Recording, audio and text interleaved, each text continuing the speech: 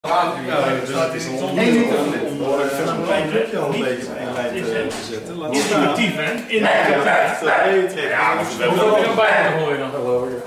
Nou, weet niet, ik Dat was 9. Ja, niet beter. Deze is niet zo heel snel. Als je ging 15 liter. Elkaar trekken van.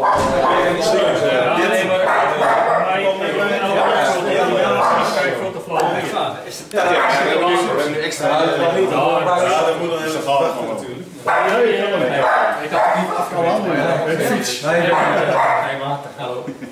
Heerlijk, gesproken. Ja, nu moeten we 10 dagen wachten, dus Huub, pak maar wat te eten en te drinken, want we moeten Slaapzak uitslaan. Ik moet de wissel er niet op. Gaat daar uitdragen, jongen, hè? Dus met de brouwmeester. Waar ligt die kist? Is dat lekker? Hond? Zit er al in? Gisteren Ja? Hond en bier. Dat is Chinees, hè? Even het resultaat filmen. Dek het gistingsvat af met een doek of liever met een waterslot. Natuurlijk geen haantjes op. Hier zit een waterslot in. moet je kokend water in doen.